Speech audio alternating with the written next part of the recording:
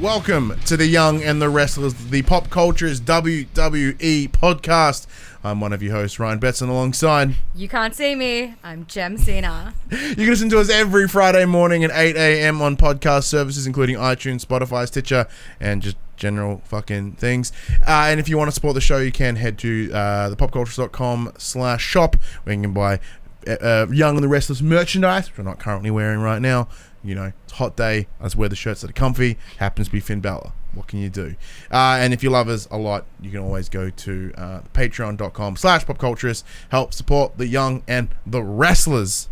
Hi, man. I'm good, man. How are you? I'm very, very well. So, the first two shows that we recorded, which were originally supposed to be unaired parts to get in the world, they are out in the wild. Mm-hmm. People have been listening. Hello, people. Thank you for listening. Thank you. Hope you have enjoyed your short stay with us already, and I hope it becomes a much longer stay. So do I. How's your week been, man? Yeah, good. Exciting. So exciting. We're so close to the Royal Rumble. The road to WrestleMania is starting.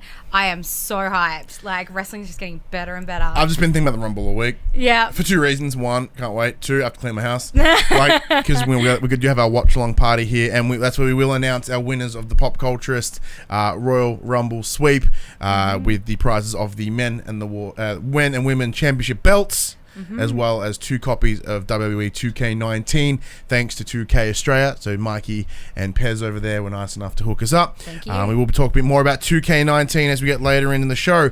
But first, we kick things off as we do every week for 3 weeks now. Raw. This was aired 21st of September. Fuck. Of January. It has been a long ass day, ladies and gentlemen. I can't stress that enough. Thursday's my long day. Yeah. My long day at work, it's like 12 hours. Or not even, it's about 10. And then I come home and then do this. No complaints. Love this shit. Yeah. So Raw was the 21st of January. Because we are still at the start of the year. At Oklahoma City, the home of the Suplex City. Which makes sense, because when the show kicks off, after doing a very lovely Martin Luther King Jr. promo, as this show did take place on Martin Luther King Day, that was a pretty fucking powerful little thing. Definitely. Very, very cool. Very cool indeed. But as it being the Suplex City, Brock Lesnar was the one to kick off the show. He does enter with Paul Heyman. Paul comes out. The Advocate doing the big old spiel about this is what's going to happen at Rumble. Brock's going to win because he's the man. He's the beast. He's going to eat the shit. But there was a really cool little moment there where he talked about the idea of with this late change. And we've known that Braun and Brock were meant to face each other for the better part of like 2 months now. That Brock has been training to take on Braun. He's been working out what I assume on his sort of his brawling and his more of his strength focus rather than his speed. So having to take on Finn Balor, there's a weak spot right there. He is. He's unprepared, and Paul Heyman acknowledged that. He did acknowledge that they are unprepared going into this, but he is the beast, and the beast will beat. So the beast will eat. Yeah, that too. And then Vinnie McMahon comes out. Then the crowd goes bonkers, as they always do. They do. Comes in the ring to have just sort of get in on this for some reason. Yeah, God knows why. No complaints. Happy to see more Vince McMahon. Yeah, I don't know why. He brings something cool. Like when he arrives, as we said last week, he's a novelty. He brings something cool. Yeah. Like, something's happening at some point, and I like when he rocks up. Yeah. He comes in, he talks about the Battle of David and Goliath, sort of this whole concept that, small man fights big man beats the piss out of little man still somehow wins. Yes. So he which is unexpected for me. I thought really that Vince would be back in Brock. Well, no. Vince did say, Goliath beats the piss out of David. David's never seen from again. Oh, that's right. My bad. Yeah. So he's still on that. I don't believe Finn Balor can do this. Which, obviously Finn does come out later on. First, you get your whole getting ahead of myself here. So yeah, obviously they're having this big David and Goliath chat, and then Braun Strowman comes walking out doing the Braun Strowman Man, thing. I don't know what it is. I just love that. And then I'm like, yes. You're in for something good. So cool. But yeah, no, he walks in, he gets up on the apron, grabs a mic, and then... Well, Brock is teasing him, and Vince is like, please don't. Yeah, I want to say Brock's like, him. come on, motherfucker. Like, go bring it. Like, he's like, we can punch now. Punch me. Like, what are you going to do? Get more Vince fired? is like, no, please don't. I'm scared. Yeah, it's almost like an annual thing that Braun seems to get in place get himself into a place of almost getting fired. He did it in 2018. Looks like he might be doing it now. Yeah. So yeah, Brock's up in his shit. Vince is like, just dude. Braun talks about how the last week was the worst week of his life. He lost his championship match, which he's been gunning for the UC champ for a very long time. And on top of that, being fined $100,000 for demolishing Vince's limousine.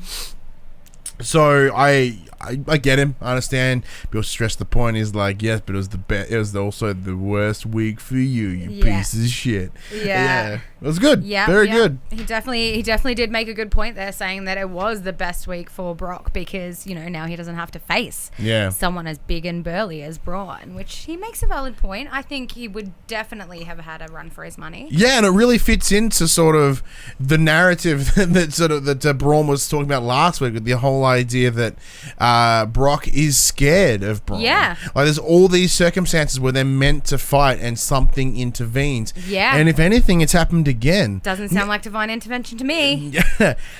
It's a good point because with Baron coming out and being the antagonizer last week, it wasn't Brock. As we've talked about in the past, I don't imagine I don't put it past some of these guys to chat amongst themselves, because here we go. A solid, I'll do you a solid. At Crown Jewel, Baron Corbin helped Brock Lesnar get the win by smacking Braun with the belt. Okay. So we know there's a relationship there in the past. Yes. So although Brock wasn't around last week, he was around last week, wasn't he? He was.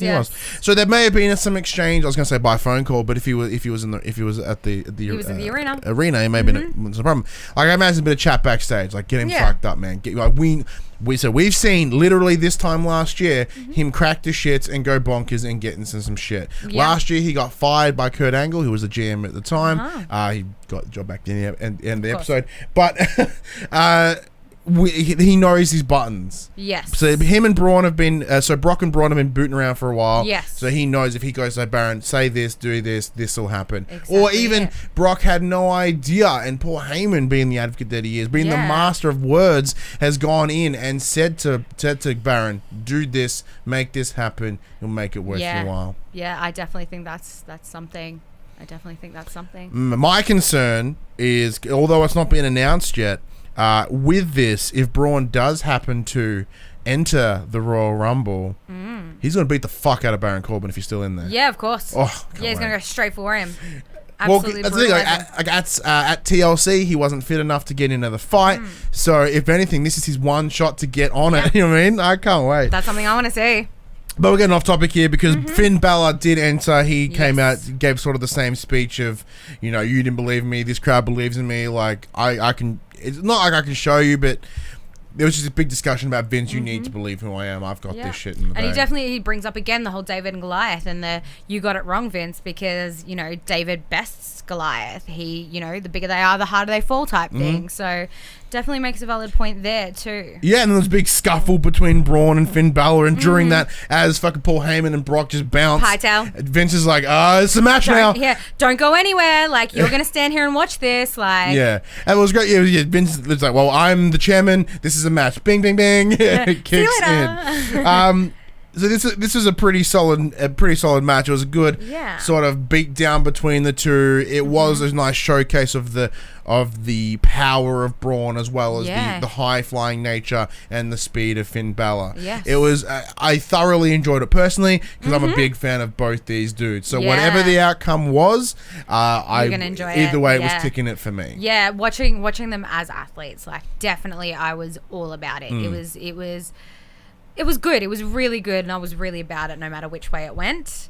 I was obviously, there's so much interference going on lately, and the whole Brock getting in on it, like, you didn't need to do that. That was so uncalled for. Spot on. So there's the point where Braun throws Finn out of the ring. Brock comes in, gives him the old belly to belly, whips him straight into the stairs. Ref does shit. Like, this should be a DQ. Yep. Wasn't. Did nothing. Yeah. He gets back in the ring, do some general beatdowns, and then Brock delivers an F5 in the ring, and then that's when it's maybe this ref thinks doesn't matter when it's out of the ring, but I don't know what the fuck's, I don't know what's going on there. But so he decides to ring the bell, call DQ. This does technically give Finn the win as he got the jump, but I'm all sick of this interference, man. Yeah, so am I. I have noticed over the past couple of weeks that interferences are a common trend, and it's a trend that needs to die in the arse. Like, there are some wins that are just genuinely coming out as clean, solid wins. Yes. And we'll get to one of them in a couple of minutes. Yes. But it just happens frequently. And I understand that when you're ringside with your friend or your buddy or your companion in this sport, like it's a lot of investment, a lot of emotional investment in these matches. Yes. So if you can somehow swing the way of the match, you'd want to do it. You know what I mean? Like if Josh was in the ring and I was on the outside, I'd probably find a way to get in there. You know what I'm saying? Speaking of, I did find that there is a wrestling training camp in Ferntangeli, and when this gets a bit more popular, I'm gonna reach out and see if we can go hang out there for a day. Yeah, that would be awesome. We've got to take some slams for a day and get ruined. Yeah. That'd be very silly. Then we cut to Bobby Lashley and Lio Rush coming in to celebrate the Intercontinental Championship match. Now, I thought they were going to... Sorry, his win, I should say. I thought they were going to come out and do a nice little promo spiel and just sort of talk about how happy he was to get that belt. He was glowing after that win. After, what was it, 11 years? 11 years, yeah. So, like, we were expecting him to come out and to sort of talk praise on himself, at least, or Leo coming in and talking his praise. No, instead there's a nice little display in the middle of the ring. When I say display, it's like a little, like a mini stage, like one of those like circular a little podium thing. It's podium, thank you. That's the word I'm looking for. And I was expecting it to rotate, but it didn't. yeah, I was too, to be perfectly honest. So Leo's just get up there, pass some poses, rip them up, doing the double biceps or the arm things, and then Apollo Crews rocks up. Amazing. Holy shit! And he Apollo Crews, just the biggest grin I've ever seen in my life. Yeah. Walks in, he's like, "Hey, this is dumb. Can I get in on this?" Yeah. And then they have a literal pose off. Yep. And I love it because Apollo is built like Bobby Lashley. He is built like a brick shit house. Like, he's not as huge as Lashley, but he's shorter.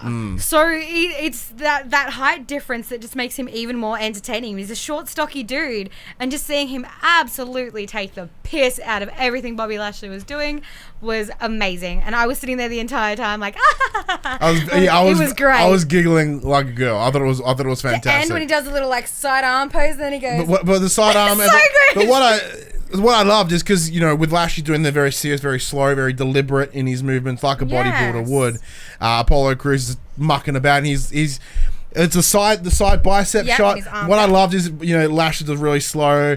Crews is like, nah, pop, and it's like, oh, ooh.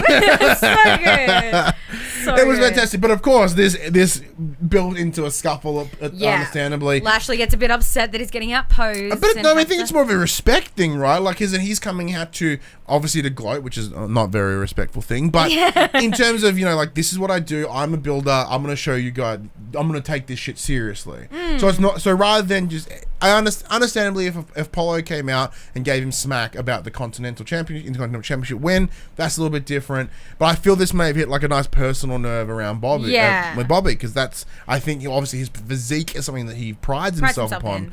So he sort of literally come in and just make fun of what he identifies with. Yeah, so he cracks the shits and clocks Apollo. Yes, smacks him right in the thing, and then in the thing, by thing I mean face, and then we get a bit of a beat down between the two. I don't like this becomes a sanctioned match at some point. I don't know who sanctioned it, but it happened. Yes. Pretty good scuffle between the two, but the win does go to Bobby Lashley with some interference by Leo, of course. There's a bit of airborne stuff from Leo. He is so like high flying. That guy can just jump around like you wouldn't believe. I wish I would see more Leo Rush. Yeah, he is a gymnast and a half. Like, granted, he is now a playable character in 2K19. Doesn't count though. I want to see him in the real ring. I want to see him in one-on-one challenge. So I was a little bit disappointed. So I want to have the interference once again. Yep. That's two in the span of a couple of minutes. That's two matches, 2 for 2 at this point. Yeah, Woo! 2 for 2. Tick, tick. Next, with the Seth's music hits, which always gets me excited. Yeah. I can't understate the power of like that pause, yelling, burn it down, and then that little kick in. Oh. Yeah. Every time. Yeah. Every time. I'm gonna have such a good time this Rumble. And so what? As they enter, as Seth enters, Bobby leaves. They stop, have a bit of a glance of each other. Now, knowing that it was either last week or the before. Let me just quickly consult my notes. Last week was the match between Seth, Dean, and Bobby. And it was last week or the week before, there was that big beat down between the two of them. Yeah, it was 2 weeks ago. Yeah. 2 weeks ago. Yep, 2 weeks ago. They had a big beat down between the two of them. So there is some animosity there. There is some disdain. Yes. I credit to both of the guys for not jumping on each other at this point. Yeah. I imagine the tensions are high, especially moving into the Royal Rumble. And both these guys have a lot of emotional investment here. So thankfully, both of them kept themselves in nice enough check to not jump each other then and there. Because that would be what you'd imagine was happening. Seeing as they scuffled so hard, you'd expect that to happen again. But Seth comes out, does deliver a bit of a promo. There was a promo to talk about how he himself plans to win the Rumble, of course, and how he fits in the scope of all the other wrestlers. Yeah, he does quote Dr. Martin Luther King there, and he does say a quote that stood out to him is that the ultimate measure of a man is not where he stands in moments of comfort and convenience, but where he stands at times of challenge and controversy. There was a lot of nice time with Martin Luther King Jr. With Paul Heyman at the start talking about how he will make a martyr out of Finn Balor. Yes, and very singers. Old Martin Luther King Jr. was a martyr himself. Yeah. So that's a very powerful quote there from Seth, and I think it does kind of fit. Yeah, because he has had he was on a good run. He was on a great run last year. And obviously, the Shield were doing wonders, and then to have not just his good friend, and brother Roman Reigns leave for medical conditions, like he can no longer compete. To then have Dean turn on the same night, and for the Raw Tag Team Championship that he won in a match that night, to then lose that the week after to a 2-on-1 handicap match, and he also had the Intercontinental Championship, which he then lost to Dean. He has lost 2 brothers and 2 championships in a match. He's had a shitty time, and I want to see Seth. We've seen the old Seth Rollins come back the last couple of weeks, and I hope he brings that into what will be into the Rumble match itself. Because I think there is a fire there, pun intended, to take it burnt down, bring everyone out. Which I'm very, very keen to see. And he did sort of talk a lot about how he doesn't seem to fit with the other wrestlers, or in terms of what people consider the prominent wrestlers, like your Brocks, your Drew McIntyres. We're talking the big 6'6" guys that are bulky as shit. So 6'6" high, 6'6" wide. These are huge dudes. Where Seth Rollins is not that. Mind you, he's no shrimp on either. But small, slender, fast as hell. Yep. Speedy, high flying. He's not the norm for the heavyweights. So do you think that was sort of part of the case? Do you think he does fit into a different bracket compared to I feel like he does. Yeah, I definitely feel like there are these, the heavyweight division, I feel like there is subdivisions of it. And you've got your big bulky, your Brocks, your Bobbies, your Brawns, your Drews, and then you've got your smaller heavyweights. So pretty sure that I'd put in people like Seth, for instance. It does include Dean as well. Yep. Your Baron Corbin's, your Baron Corbin's got a lot of height though, but he doesn't have the size. Yeah, but he's slender and he's speedy, and so I definitely think in the heavyweight division there is subdivisions to it. So he definitely doesn't fit the norm for the heavyweight champion. And I guess when you look back at all the guys that have been prominent within WWE, when you look like your Hulk Hogan's, your Macho Man's, your Rocks, I guess even Stone Cold a little bit. These guys have all been huge, big, brawling dudes, and it seems to be what WWE loves to push. So he's spot on there. He doesn't fit that. He doesn't. Yeah. And of course, speaking of that, Drew does come in, lays down some smack. He sort of claims, of course, that he will stomp Seth, win the Rumble, go on to become the champ. It's very interesting that the two of them in the ring now, and then you obviously go for the match as well. We'll get to in a sec. I do believe these two may be the strongest contenders to win the Rumble. I'd agree 100%. They are definitely the front runners for this. It's one of those things, regardless where they come out, I do think they're going to have an upper hand. These guys are vicious. They have, as I said before, they have a fire. There's something in here, in both these guys, that I think will be They have a lot of resilience. Massive, and they both have a lot of stamina. Both of them, we see later on when their match goes, they can go and go and go. I definitely think they're going to be ones to watch in the Rumble. They are going to put on a show. And as we've mentioned, aside from the match that just happens now, where Drew and Seth butt heads, where Seth does get the win, a legitimate clean win. Yep. Which is so awesome to see after all his interference poos. Yeah. This is the first legitimate loss to Drew. Yep. So as we mentioned just over the Christmas, the last match that we saw Dolph Ziggler in, which he's been out a while. I don't know. Yeah, Don't know when he's off. Maybe he comes out of nowhere and helps Seth get the push. Yeah. At the Rumble. Yeah. But yes, this is the first time that Drew's legitimately lost. Yeah. Last time it was interference from Finn Balor. Yeah. I wonder what this is. What could this mean? My concern is because it was one of those things like Drew's been on a very consistent roll.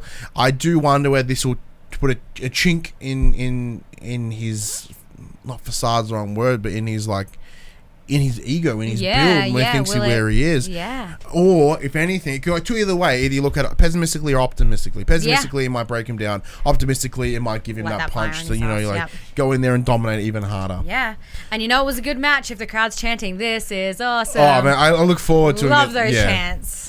And what was even better, this was not even halfway through the show. Yeah. And we're already getting high-level matches. It was very cool. However, we are getting through a little bit of some weird stuff here. Yeah. So we see the Revival having a chat to Vince about they are requesting that they get one last title shot at the Raw Tag Team Championships, as they've been treated very unfairly in the past, which that they have. Yep. And with the stipulation of a special guest referee, just so they can guarantee that they'll get their match done properly. On. Run with it. Yeah. So obviously Vince is like, that's a good idea, and out of nowhere, Kurt Hawkins comes running up. Please, Mr. McMahon, let me talk. And Vince is like, no. I'm not giving you a match. You have lost. What is it? I think I wrote 200 and something. 256, I think it was. Yeah, consecutive losses. And he's like, I'm not giving you another match. But how about you referee this one? So we end up getting the Revival get what they want. And they also get Kurt Hawkins as their special guest referee, to which they obviously start to get a bit chummy. They're like, hey, buddy, you're looking real good there. Like trying to, sweet talk him into their favor. But thankfully, that match isn't for a little while, so we won't get to that just yet. Well, I love that, though. I love that whole angle, and I love that. I was excited to see what was going to happen, especially considering, obviously, Kurt has a horrible record. Horrible. So I was so intrigued to see how this match would play out.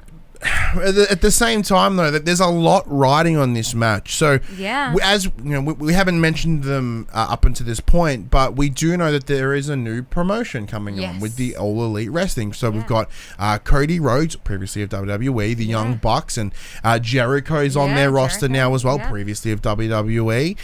These guys are really making waves right now within the wrestling scene, and there has been rumors, there has been talks, because I've heard this, sort of circulating, and, our good friend Dirt Sheet Dash has sort of laid down the potential of having the Revival, due to the mistreatment, bouncing. Yeah. Heading over to AEW, where they will probably have a potential chance. Yeah. So I think there's a lot riding on this match, because obviously if they win those belts, they're going to hang out, and if they don't, I imagine they're out the door. Yeah. And I understand why, because the key word here, one last title spot. Yeah. Yeah, definitely. That definitely rings some alarm bells. Dean Ambrose next, doing his usual promos outside of Gate of some sort, in some dingy place. Yeah. He talks about how he is going to, as we are at the Go Home show right now, so everyone's talking about the Rumble. We're going to be talking about the Rumble. He just comes up and is like, I want to fucking punch Seth and Bobby and get into and win the Rumble. And again, he claims he gets inspired by Seth's quote from Dr. Martin Luther King, and he goes, I have one of my own. Injustice anywhere is a threat to justice everywhere. So he's claiming that everything that's happening to him is a great injustice. But he himself had a pretty shitty year. He lost a belt too. He lost two brothers too. Yeah. And on top of that, I think he was out sick for a while there as well. So they both have a legitimate... They've got a lot riding on this. They both have a place as well. Like when I say a place, I mean it's one of those, they both have legitimate reasons to want to wanna push want that this. extra bit harder. Yeah. Next, a match that was the butt was Lucha House Party, who I just can't seem to find any part of me that cares. I said it earlier. To me, they're the Lucha House poopy. They are just absolute garbage. Now, the three dudes whose name I can't remember right now. Actually, I think I've got them. I think it's Dorado, Yep. Callisto, and Metallic. Yeah, that sounds right. I remember Callisto being a prominent name, and then was being shafted to this three dude, like almost like Raw's version of B-level New Day. Yeah. Nah, not a fan. And they took on Jinder Mahal and the Singh brothers. Oh boy, was this a house fire!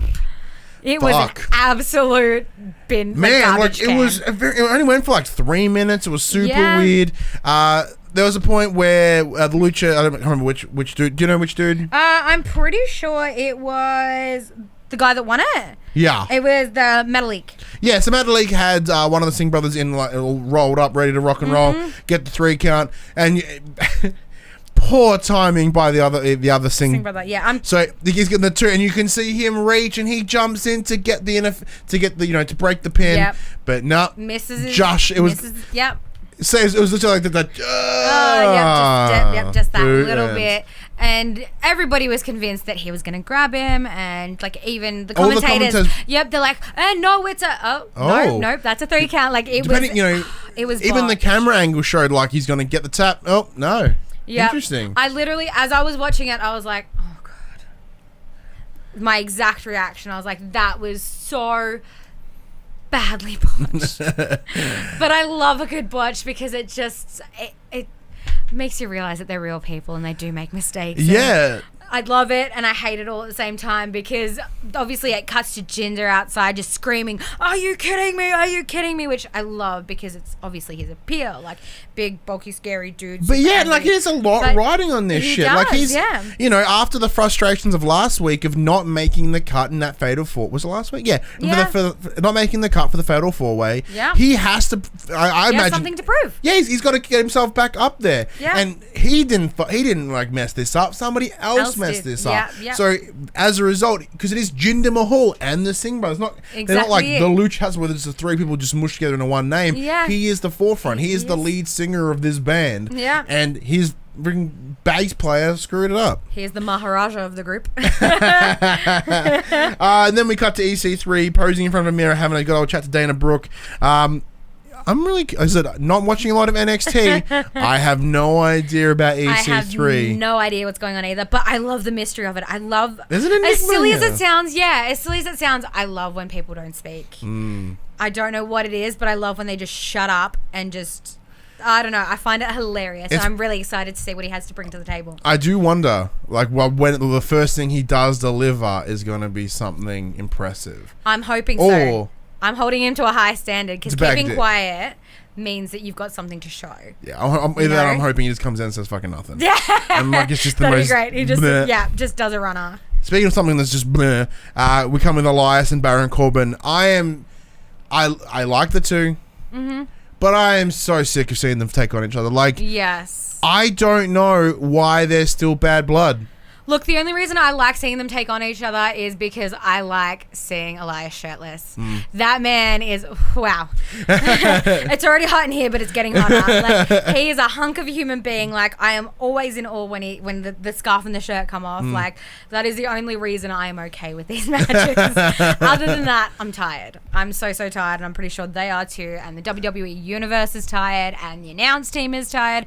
Everybody is tired of this. I think feeding on what we've mentioned with Baron still trying to find his place, and Elias just enjoyed just giving Baron the shits. Yeah. So I think it comes from a different place. It's just more of the gnawing at each other, the gnawing, and I think they're getting to the bottom of that. Yeah. I don't think there'll be a resolution just yet. No. But.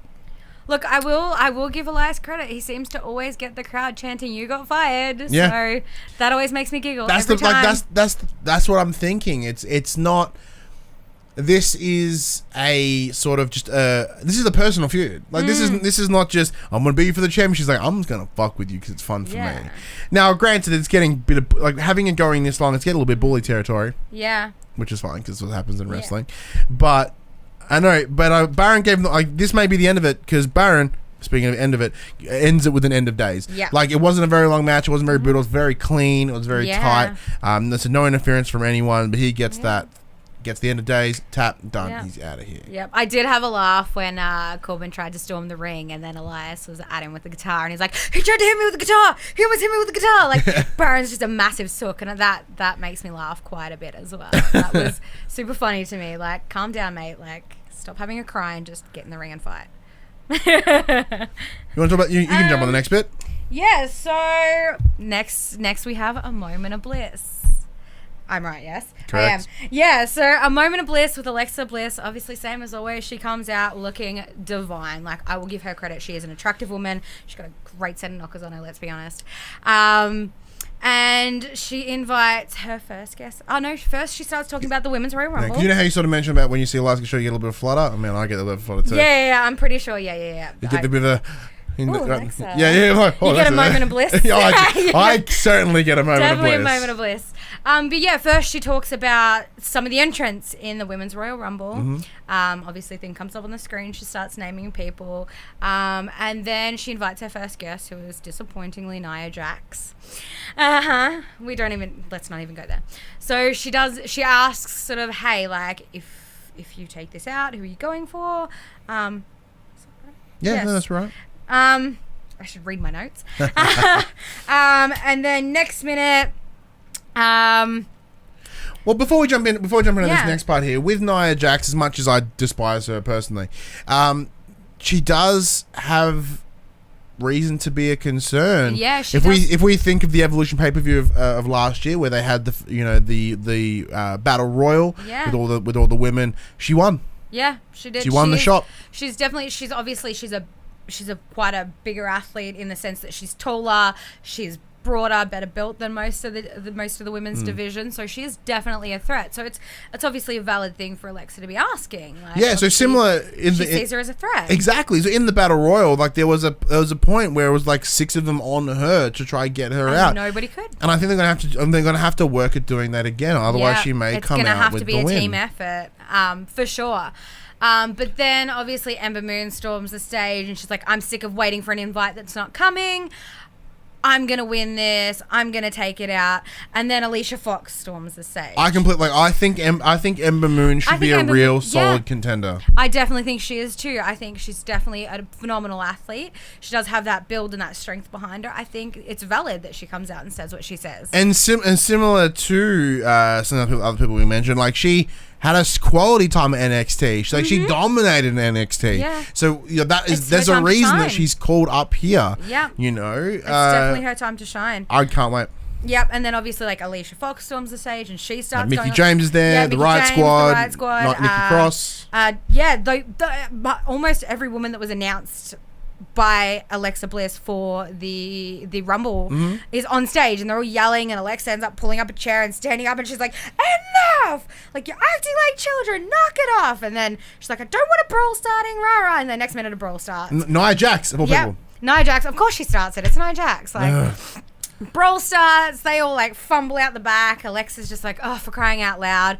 And to which she announces she's going to be in the Rumble. Yes!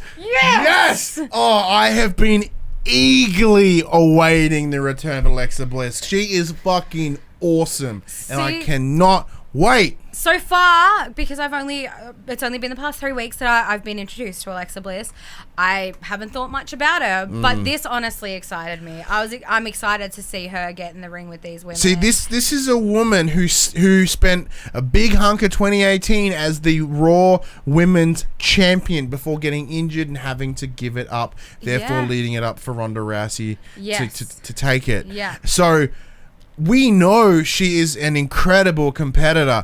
And once again, she has been out for so long with injury. Yeah. There's got to be a rush to get in there, that she's going to have a drive that none of the other women will have. Yeah, definitely. She's going to have that fire under her ass burning so hot. I reckon she's definitely going to be a force to be reckoned with. Even though she's smaller and she's a lot more petite, obviously there are some bigger competitors there. I think she's going to have the upper hand for sure. Yeah, like so with with her being the 5 flat, like she's very tiny, very like someone like Nia who has in the past picked her up and just thrown her, right? And that can that can certainly happen again. But at the same time, she can just duck straight under Nia's legs. She can, yep, just gone, just. It's the elephant versus the mouse. Yeah, all over exactly again. it. And then obviously we have Lacey Evans make her little debut on stage. Yeah, so Lacey Evans, the next NXT upcomer, she has, similar to the other NXT men's and women's, have been piss farting around out the back, sort of just getting their presence. Yeah, got the hiccups. Getting their presence known. Comes up, announces that she too will be joining the Rumble, because that's everyone's doing this week. Yep. And what was some of the, she got real personal on Alexa for a bit there. Yeah, she did. She called she called Alexa specifically a sawn off girly runt, which did not sound like runt on TV. Yeah, it sounded like a whole sharper word. Yeah, it definitely did. Like, replace the R with a C and you've got your best mate over here. But yeah, it was. She said some very harsh things. Obviously, she was calling the other girls some pretty like shitty names. Like, I think she called them like children, and she was saying that they're like disgusting or something like that. I can't remember her exact wording. Well, because she is the classy woman. Like, she was saying they have no class as well. Obviously, classless. So she's obviously got her head up in the sky and her nose, which is fine. Like, you know, I applaud her for not getting involved in that beatdown. Like, there's something just so blur about watching all the women, like, and even worse, to have Nia Jax or people create that fight once again. Like, come always the instigator. On, man. Always she always begins there and then goes to Twitter and cries foul. You know what I'm saying? Yeah, exactly. But I have high hopes for Lacey Evans. I do, because if you're going to talk that talk, you have to walk that walk. And if you don't deliver, I am going to tear you apart. Like, I am just going to tear you apart. So obviously she's up on the main roster for a reason. Yep. So I'm really excited to see what she does bring to the table. I agree. Or to the squared circle. Once again, we hear another person making their way to the Rumble. This time it was Titus O'Neil. Hopefully this time he doesn't eat dick on the way through and like runs. So. Oh, that was the best. That was so good. So during this little bit of a promo saying like, look, I'm going to be there. Keep an eye out for me. Some dude walks in, collides him, and he just goes bonkers at him. I just came up with an amazing pun for it. All right, we can call him Slidus O'Neil. Oh! So Slidus Sorry, O'Neil. I got really excited about that. Enters the Royal Rumble. I hope you like it. That's great. Next, this match was a metric ton of fun. Yes. Heavy Machinery versus the Ascension. This is the first match, like debut of Tucker Knight and Otis something. Not sure about Otis and Tucker Knight to take on the Ascension. Two previous NXT guys as well. Dude, I need more of these guys. Yeah, that match was way too short for my liking. I was all about it. I had so much fun. Like, they definitely are heavy machinery. They are hard hitters. I'm adjusting my underpants. Oh, I am excited. I'm adjusting my underpants. Yeah, they are phenomenal. Like, I had so much fun watching them. Like, you know, watching Otis especially. Like, how much fun is he dancing around the ring, doing the caterpillar? Yeah, the caterpillar. Which is a worm to an elbow drop. Oh, phenomenal. The entire time I was like, yes, I was so excited to see these guys come to the main roster and to have their first match, and I was not at all disappointed. That was entertainment at its finest. And their, what's it called? What's their finisher move? The Combine, something like that. No, it's not the Combine, but it's some bit of big heavy machinery. Yeah, something like that. I think it's something to do with a combine harvester or something like that. Something. I don't know, but it was phenomenal, and I was like sitting there the entire match like, this is great. I truly believe that these two are what the tag teams need. Man. They are. Not only are they powerhouses, but they are just general like eyeball entertainment. Like, they are, you want to watch them, you're enthralled, they're fun, they're funny, and they are athletes to a T. Yeah, especially with the Revival, if potentially heading the way out, it's worth, you know, having these guys slip in, fill that void, and dominate is what I want to see. Because the Ascension had like almost no room to breathe. Nah, well, they were up against a combined weight of 650 pounds. Yeah, like big dudes. So yeah, they're not having 650 pounds dropped on you. You're not going to be able to breathe. Yeah, I think I think 2/3 of that was just Otis. I love it. Yeah, exactly. But yeah, Heavy Machinery are someone I am hanging to watch again and again. That was so much fun. Give me all that. And they got the win. Yeah, and they got the win with that that little like harvesty combine thingy, whatever dumpster, they call it. The digger or whatever it is. And we finally get the match between the Revival with Bobby Roode and Chad Gable with Kurt Hawkins as special ref.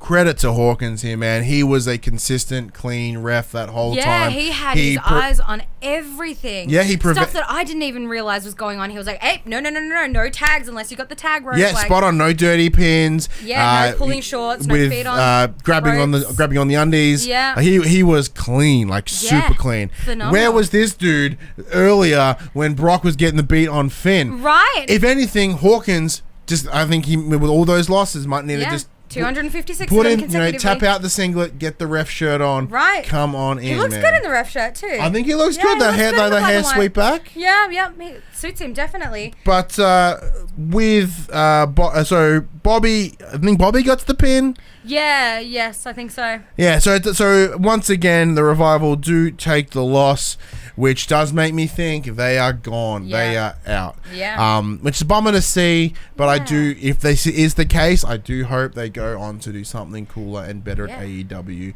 because I do feel that with this mistreatment, they're not getting to be they're not reaching their full potential. Yeah, they could be a great tag team if they were given the opportunity. I do agree. But in saying that, obviously, they get a bit pissy at Kurt about Understandably. it. Yeah. He copped some slaps and some beatings. And then out of nowhere... his old buddy Zack Ryder runs in, gets Jack the Ryder. beat. Jack Ryder? No, Zack. Isn't it Zack Ryder? Zack Ryder. Zack Ryder. Why do I hear Jack? Zack Ryder. Could be accent. Yeah, Zack Ryder comes in, gets the stomp, gets the two guys out of there. They're there to help his buddy.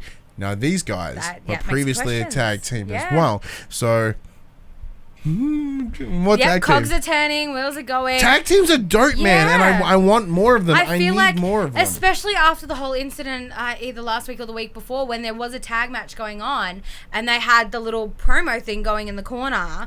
Like, they just cut to split screen, which obviously makes you feel like the tag teams aren't getting the attention they deserve. Agreed.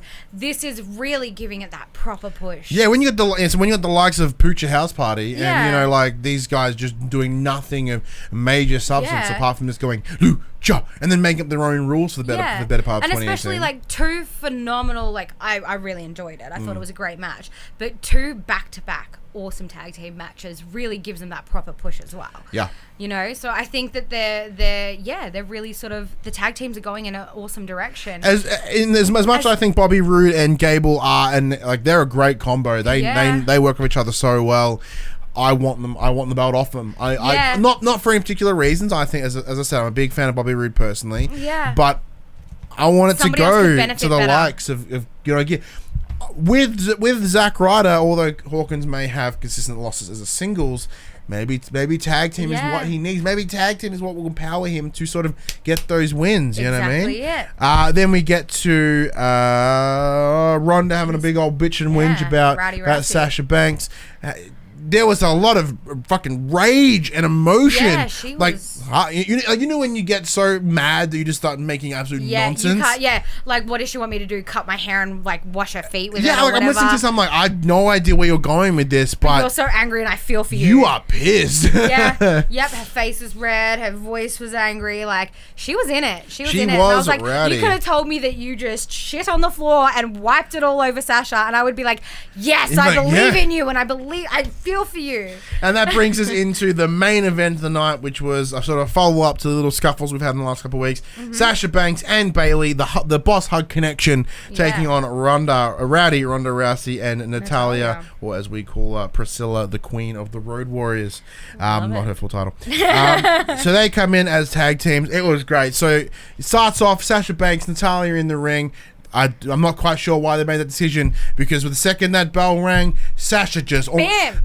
She pretty much just like what's the what I'm looking for? Like just hand on Natalia Monster, just leaped over launched. her and just sucked Ronda in the face. Yeah. Great start to the match. Yeah, phenomenal. Aside, like I thought it was a pretty exceptional main event, and I'm really liking that we're seeing more and more women main event these shows. Yeah.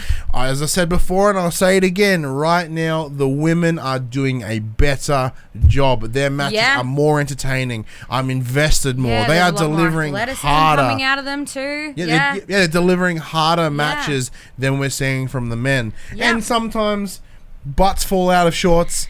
So that whole I think Natalia was Natalia had Sasha ready for a power bomb. As she drops, the screen cuts to black, which I was watching this at work while I was sort of, as I said, do admin sort of things. We have garbage internet at work, so I'm like, God, you got to be kidding me. Can't we not? See, I saw it coming because as soon as I saw Sasha go up, I saw the pants catch on Natalia's top, and all you see is like a little bit of bare butt, and then it goes black. Like they were on it straight away. But I was like, whoa, somebody's booty just fell out. Yeah. Like having worked in live radio, like we do have that 7-second delay, so it's not quite as live as you think it is. Yes. And TV is exactly the same, so that they pump the 7-second delay. And a production like the WWE, they'd be all over it like you would not believe within seconds. They'd have hundreds of people in those. You've seen the screens that they have in the back rooms with Shinsuke doing his promos and stuff. They have hundreds of people there. Like they are on it. And it couldn't have been a worse camera angle. So right up the booty. Yeah, like there is you're straight in the Sasha Bank right there. Like you are saying the bank statement. Yeah. The booty statement. So she quick recovery comes in. Excellent match. Sasha does get the win. She does with the bank statement, making Natalia tap. Once again, with Ronda Rousey being very similar to the setup that the Becky and Ronda were having towards last year, so demonstrating that they are both key submission machines. Yes. So Bang's doing the same, going like, you are not the only one at Raw. You don't have to look over at SmackDown. There are submissions here in Raw, and I'm gonna make you tap. Yeah. Natalia tapped. Fantastic. Yeah. I'm impressed. This technically is Ronda's first loss. Doesn't quite count, seeing as it's a tag team rather than a singles. So she's still an undefeated singles wrestler. She hasn't been pinned or huge, had man. If anything, it puts me at my little bit of my I'm on edge coming Rumble. Just a little bit like, ooh, like can Ronda actually do it, or is Sasha gonna take it out again? Once again, that brings us to the end of this episode of Raw. Black's out at them having a little argument, and Natalia and Bayley holding them back as usual. I dug it, as I do. I think some of the stinkers this week were more prominent stinkers than we've had in the last couple of weeks. And we're not talking about Sasha's butthole. No, that I guarantee that ain't a stinker. But we like Lucha Poo Party and Elias Baron Corbin, things we've seen 1,000 times before. Yeah. Not all that rad. But what did you think before I jump into that? I was being obviously the last Raw before Rumble. I was impressed, and I am on edge, and I'm just hanging. Yeah, we had a lot of huge reveals about more people coming to the Rumble. Exactly it. Stoked. Yeah, definitely excited. Then, letting us know what you guys think of Raw this week. Chuck them in those comments below. Head over to the Facebook page, have a chat with us. The Facebook group, all the places. The Discord even. There's the Discord. Yeah. We have a wrestling talks. Yeah. We're on Twitter. I wish I grabbed some more. Yeah, we are on Twitter. We should mention at the start of the show. Yeah. We'll do it at the end. Individually. Yeah, Haggard MC, Gem the Piercer. Yeah. Kicking things off for SmackDown, which aired on the 22nd of January. Once again, not September. Yes. They were in Wichita, Kansas. And what they've done for the last couple of weeks, they kicked that show open with the man, Becky Lynch. Woo! Man, I that is how you start a fucking show. Not like... She could come out and just go, hey, Becky Lynch, me. And I'm like, woo! Becky! I'm like, yeah, Becky. Did you see she did the best version, whatever the hell that was? Like, I am unquestionably biased when it comes to Becky Lynch. She's the man. She is the man. So she comes in, delivers more, like, kind of more of the same, I guess, of last week is how everyone questioned her. But she's here. She's ready. Rumble is 4 days away. No fucking around. I'm in. I'm Yeah. keen.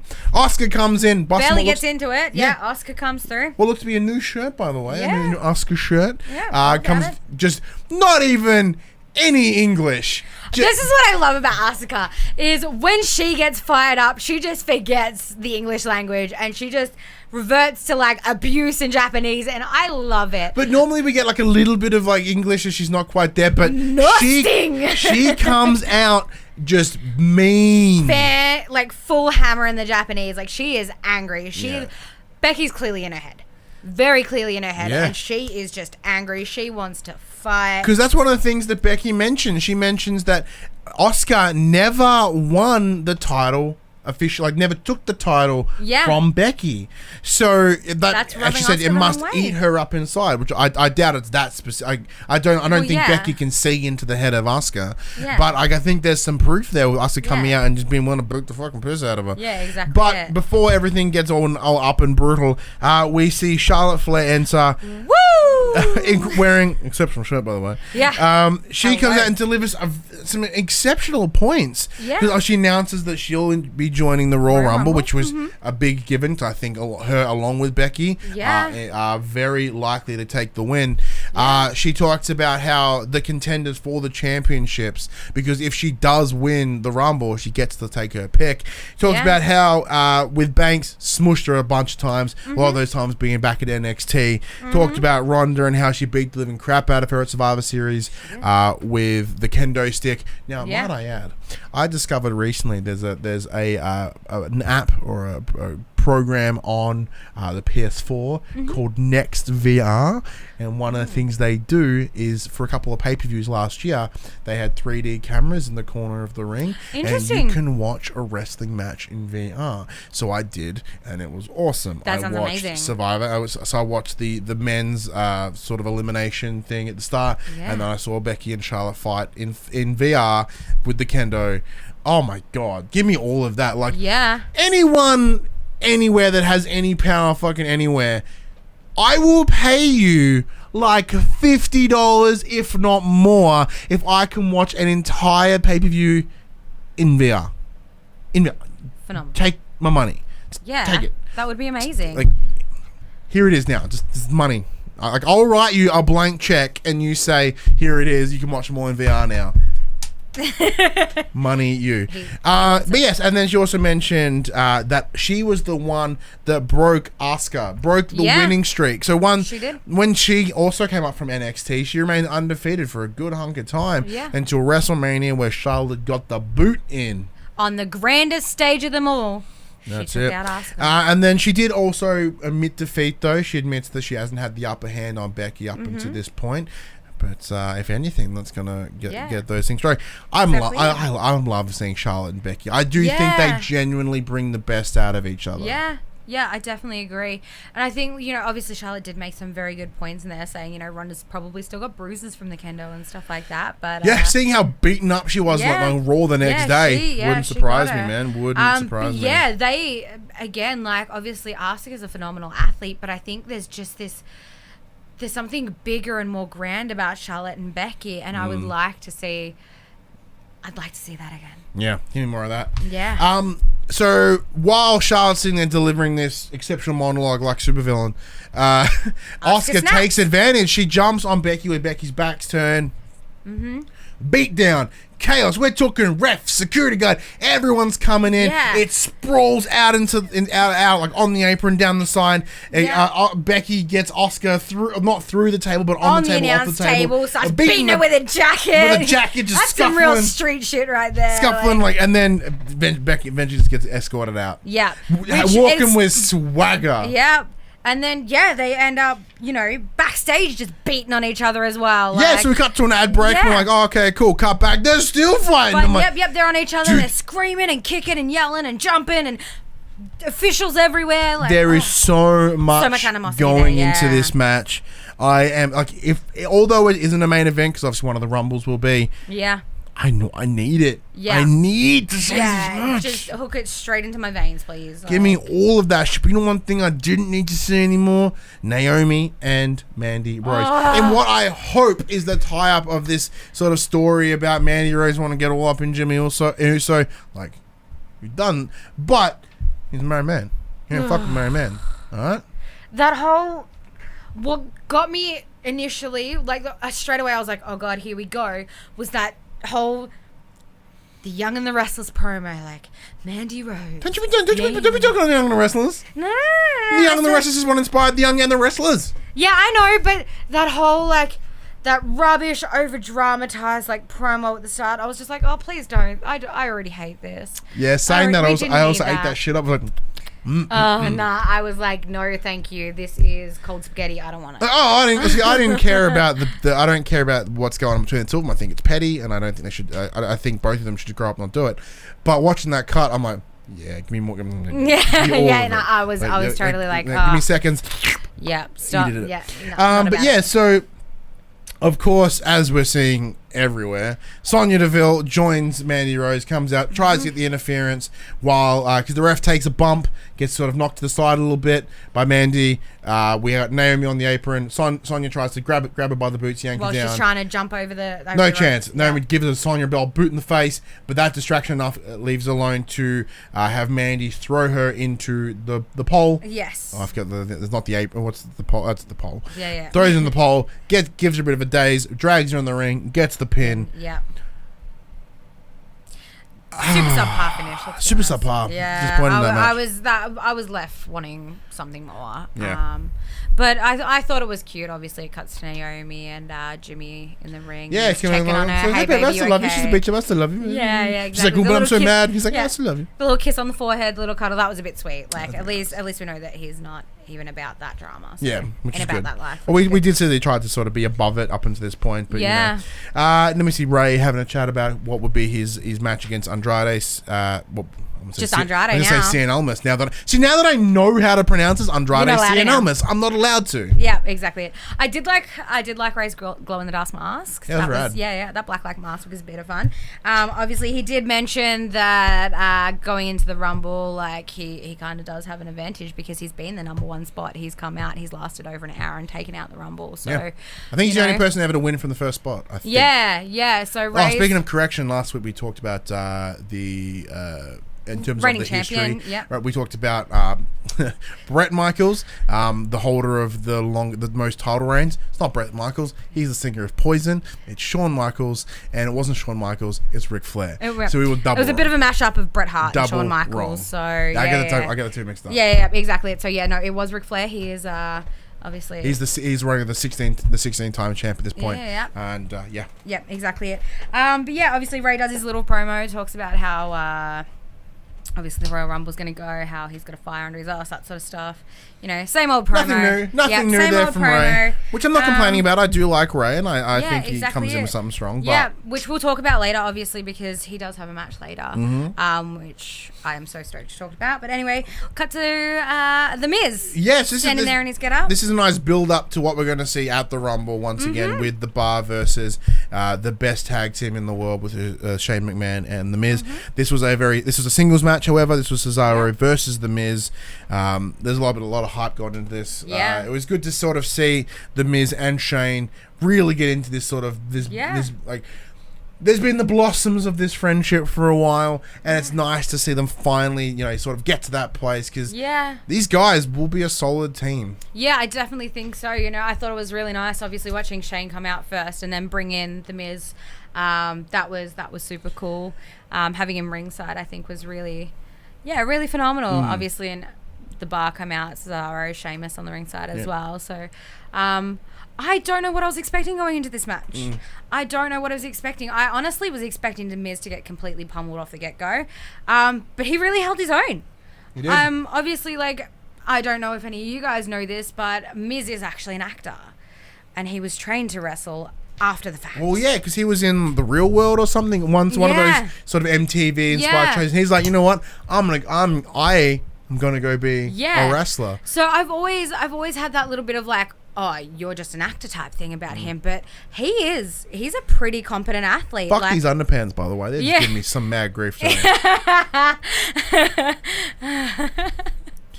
It's like Ronda always adjusting her shorts when she's wrestling. Always gone there. But yeah, I was really impressed by The Miz in this match. Obviously, there was a little bit of interference. It is an ongoing thing. But honestly, I was impressed at how little it was. Obviously, there was the incident there where I'm pretty sure Cesaro had his feet on the ropes and Shane just pushed him off. And then, obviously, Sheamus beelined him. The big difference here is with it was with Warren. It wasn't just an annoying not interference. even with Warren. It's what we're normally seeing is, 1 versus 2. Yeah. As in, so someone's getting the upper hand on the single. Yeah, like Mandy and Sonya versus Exactly. Naomi, Having both these guys, like, so 2-on-2 almost. Yeah. But obviously one in the match. Yeah. You've got their back, so there's no dirty interference. Yeah, exactly. It's an even playing field. So, as you said, like, when Cesaro does try to get that dirty pin, Shane's there to sort that shit out. Yeah. Which is obviously a good thing. It shows the extent of his relationship with The Miz and that he is looking out for him, and this is going to be a legitimate thing. Exactly. It's a good point. He could have let that go. He could have not seen that, but no, he was intent. He was attentive. He was there. He was there for his co-bestie. He was there for his co-bestie, which I love. I'm all about this tag team. I can't wait to see what they have to bring to the Rumble. Yeah, so after Cesaro does get the win, it does sort of pile out into the outside with Sheamus and Shane getting in a bit of a biff and they're sort of teaming together. Sorry, Cesaro and Sheamus getting the beat on Shane. In comes The Miz, almost like jumping on a grenade, gets all over Shane in an attempt to stop it. Well, it did start with the whole, like, Shane had the beat down on the bar first. Yeah, Shane, he was ready Shane to was put him to the single-handedly, table. he had, I'm pretty sure he had Cesaro on the table. Correct, he did. And he was up on the top rope. He was about to jump, and then Shane no, take that back. It was Cesaro that was on the announce table. He was ready for the coast. Yeah, that's what I said. Yeah. Oh, sorry, I thought you said Sheamus, my bad. And he was about, obviously to do the coast to coast, and Sheamus pushed him from the top rope. I was so bummed. I was like, I would literally, because I love the coast to coast. Yeah, so do I. The spectacle of the coast to coast and the veracity of it, because that's a big. But I think. This put a little cog in my head that started ticking. I think it's better that he didn't, because he looked like he hurt himself last week when he did the coast to coast. So, like, as much as obviously seeing him get the beat on him is not good, I think it was probably better for him going into the Rumble. And don't get me wrong, he still took a pretty gnarly fall after Sheamus gave him the bump. Did. Yeah, he copped a massive whack to the chin from that And banister. on top of that, once they do get that turn and Miz does jump on Shane like a grenade, sort of keep him corrected. Like they're like whatever. The bar like whatever. Just pick him up, put him on the table, then grab Shane, power bomb in stereo Shane through that. That announce table, taking the hiccups taking again. the Miz with him. Thank you very much. Yeah. Yeah, phenomenal. Yeah. Look, as much as it hurt me and it pained me to see them get the absolute shit beat out of them, it was a phenomenal beatdown, let's be honest. Oh, yeah. That was a spectacle. It's like, for me personally, I'm like, because I'm a big Shane Miz fan right now. Or Schmiz. I'm a big fan of Schmiz. Schmiz man. Give me all the Schmiz. But I was like, it's really good. Yeah, exactly it. And obviously it does cut to our boy Vinnie Mac just hanging out the back watching. Just watching, not getting involved. Yeah. As if anything, this is just laying in that cement of what Shane talked about. The idea that his dad don't give a fuck. Yeah, exactly it. Shame. Awesome Mustafa Ali promo comes up next. Talks about his sort of current beef with Samoa Joe and where that's sort of going. And I think he also mentioned about wanting to punch him in the Rumble as well. Yeah. He does talk about how it's not what Joe says; it's what's going on in his Yeah. So he's like, although he's saying he's super rad, he can see in Joe's eyes that he's scared. He's a weak man. Yeah, exactly it. Phenomenal promo, by the way. I was all about that. That was really well done. Yeah, so then Vince enters the ring ready for a one-on-one discussion with AJ Styles and Daniel Bryan. Face to face, as they say. AJ's in the ring ready to have a legitimate chat. Yeah. Daniel Bryan comes in, refuses to get in the ring. Straight up nope. Which makes sense. Last week got thrown through a concession stand. There is a concern there that AJ Styles is willing to play dirty, and so is Daniel. But if they keep that distance, it's fine. So they have a bit of a scuff, and Vinnie Mac's yelling at him, "Get in the ring right now!" Like woman's like being like, "You're disobeying your boss here, dude." Exactly it. So they have a big old chat, and Daniel sort of pumps out some incredible points around the idea of, although the people love AJ Styles, AJ doesn't make them think, and these guys are, they're just these shallow like brains and all this sort of. They're very, very like just. He's a champ. He's not a champion for the people. He's a champion for the planet. He says exactly, and according to AJ Styles, the planet says shut up. Yeah, if it had a voice, it'd say shut up. Yeah. And AJ discussed the point is like, well, hey man, how did you get to this venue? Did you catch a plane? You did. You know what that means? You're fickle too, mate. You goddamn and the fickle chance. The fickle chance start, and he's like, "I'm not fickle, you're fickle." Yeah, great comeback, Daniel. What I expected for the next 3 minutes was, "No, you are." He's like, "No, you are." I'm like, "This is so good." If that was it, I would have. I know you are, but what am I? I would have been. This is amazing. Just give me all of this. Give me the Rumble Championship, which is and then yeah, Ask my mom. You know, like that's what I want to see. Ask his dad. But AJ eventually's like, "No, I got enough of this." Rips off the little vest. Yeah, gets he's out. like, "Hey, you said face to face. It doesn't have to be in the ring," and he gets out. Yeah, that's it. Like pummeling Daniel Bryan. Yeah. Daniel eventually sneaks out, gets the dirty, and hides behind Vince McMahon. Behind the boss. What are you doing? It was a good thing because AJ was about to drop that phenomenal forearm right on Daniel Bryan's face. So like he made the right decision to be like, I'm gonna hide over here. Dirty to hide behind like a 70-year-old man. Yeah, but it did give him the upper hand, obviously. It did indeed. So yeah, he obviously copped a beat down on AJ and left it at that. It did. I'm very keen to see that match. I don't know how. We'll talk our predictions after this about moving into the Rumble. Yeah. But you want to take the next part? Yeah. Well, next we cut to R-Truth, and his little promo. He's talking with Carmella. And Carmella's asking him both the number 30 entrants. Yep, they're talking about their the fact that they are number 30 entrants, and if they do win, Carmella says, "Who will you take on?"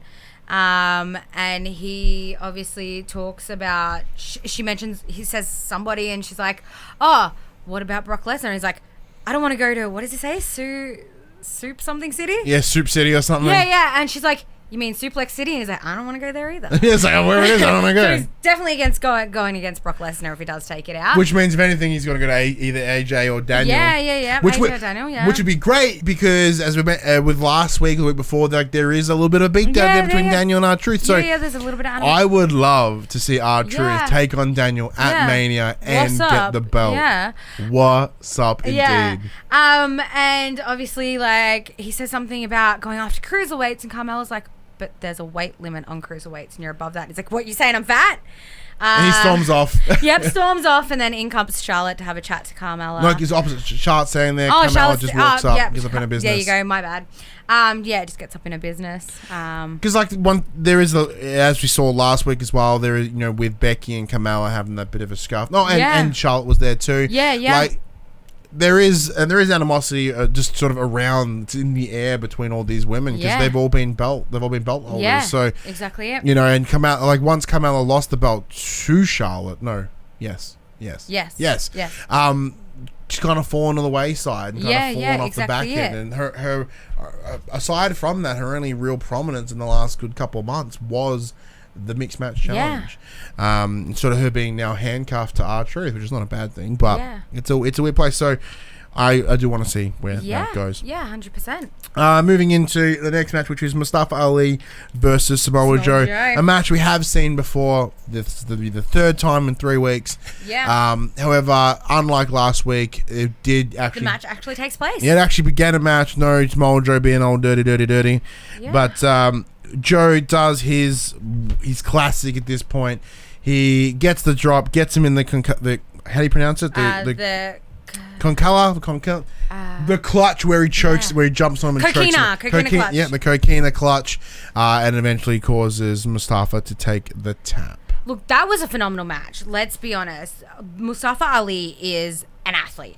He is phenomenal. He is fast. He is agile. He is high flying. Like, he can do some shit. Like, he had Joe down a few times, Yeah, like there is certainly a demonstrated learning curve with Mustafa here. Yeah. Like when I say that they've fought 3 times, it is a minor complaint, but at the same time, it's good. These guys are learning each other. Exactly. So if anything, it makes a better match. So it does. Every time that every time that Joe gets him in those sort of brawly positions, he knows how to that counts working, them to get in and get up and get to the upper. Get that momentum going. Get the speed get that high going, distance that Joe can't seem to get because Joe has to play low and has to play heavy because that's what he is. Where 100%. Mustafa has that advantage, Exactly and it was.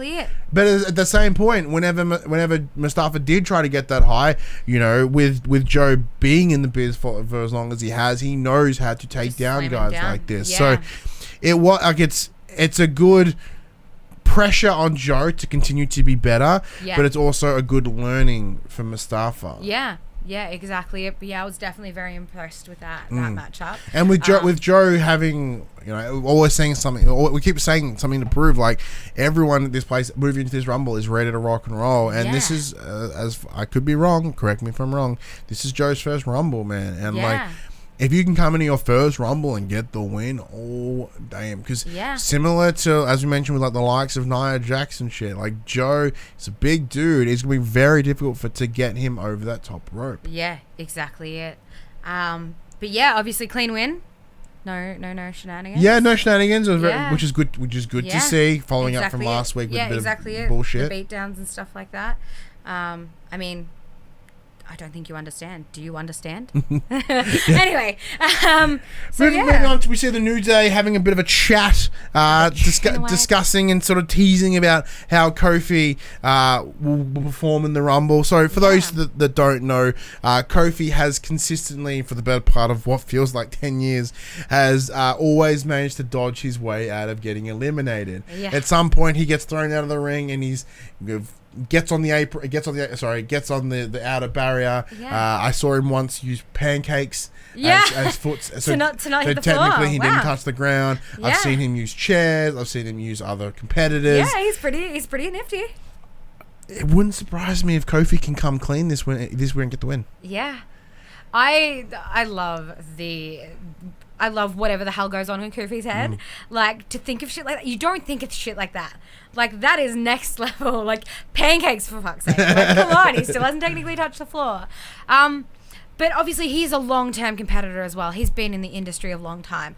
I've seen him in singles competition. I've seen him in tag. I've seen him in the New Day. I've seen him go through it all. Like, he is a seasoned athlete. And I definitely think that coming into this Rumble, he does have an upper hand. Yeah, and there has been some yelling in the Twitter sphere that he may come through with the win. Like, because the big thing they were talking about here was how, if any of them win, it is a win for the team, and they have the discussion about, like, what if you have to eliminate your friend, like you eliminate your brother, and they're like, no, 3 of us to win for the team. Which, if one of us wins, we all win. Exactly. Like with Big A, we've seen work singles in the past, but he is very much in the New Day, as is Woods. Kofi's probably the outlier here. Yeah. I don't think that, like, if Kofi does happen to pull a dirty and go against Woods and Big A, very conflicting for me. Because you can't break the New Day. Yeah. But it's one of those things. In times of war or times of Rumble, friends can be enemies. Yeah, exactly. I definitely think it's going to be a whole... What's the term? You're all in it for yourself, sort of thing. You've got to get to that point. Yeah, I definitely think it could be a time for Kofi. Obviously, we saw last week Lashley took the title for the first time in 11 years. Like, maybe this is Kofi's push. You'd never know. But I'd love to see him pushed as a singles again. I've always been a big fan of Kofi Kingston. I really have. So I'd love to see him pushed as a singles competitor again. But at the same time, like, I love the novelty of the New Day. They are so much fun, and I'd love to see... New Day! Yeah, I'd love to see that stay together. Yeah. The New Day have not... I don't think they've been on a match for the last couple of weeks. I haven't seen them wrestle since I started. Yeah, the last time that we saw them, they appeared on the first match of the year, which was on New Year's Day, where they talked about, for New Year's resolutions, their doctor told them they can't eat pancakes anymore. Yep. And was it Big E was pulling him out of diapers and stuff? He had a diaper on for some reason. And he was pulling it out of his diaper and hammering him down. Like, that was pretty funny. That does concern me, like, what the New Day are, what the New Day can be, and with not having, like, granted, I say that in terms of if we look at the booking, we've seen the New Day every week consistently for a while, same as like the Usos. So it's not as if we've not been fed enough New Day. So having them a little bit of time off, not a surprise. Yeah. It's also not the worst thing to come through as well. Teams, and as we move into the main event, which is Rey Mysterio versus Andrade in a best 2 or 3 falls. I literally just wrote, fuck yeah. Yeah, phenomenal. Absolutely phenomenal match. Obviously, I was a little bit disappointed at the predictability. Obviously, like, going into that match, I was like, great, here we go. It's going to be a 1-for-1. What's what we saw before, what we saw again. Yeah, exactly it. I was like, oh, great, this is super predictable. Like, 2 out of 3 falls. One's going to get one, the other one's going to get the other one, and then the last one's going to be to the decider. Well, that's what happens when you get two wrestlers that are just that equally matched. Once again, as we've seen, this will be the 3rd time they've competed against each other. Yeah. We are seeing them learn each other. Because they both come from the same roots. So yeah, that whole the lucha, like the old school Mexican wrestling. So when we do see Andrade get the first pin, then we get Rey get the second. I saw that coming, but not in the same way of predictability. I saw that these guys are smart. These guys know. These guys are learning. See, I saw it the other way. Like, I had in my head that Rey would get the first pin. I don't know why. But seeing, obviously, Andrade getting the first pin, I was like, wow, like, that was unexpected for me. But the showmanship of these two, I could watch that for hours. They are absolutely phenomenal athletes. Like, I was in awe the entire time I was watching. Like, just how fast and how flying, and even for the height of Andrade, he's a big dude. He can just fly like Rey, and it still baffles me to this day. Obviously, Rey is, again, he's one of those seasoned wrestlers. He's been in this for a lot of years. He's not a young guy, but he can still pull out all the stops, and he's got so much stamina, and he can go for so long in these matches. I am always in awe by that guy. Spot on. And what I love about Andrade, he is a Rey 2, Rey 2.0.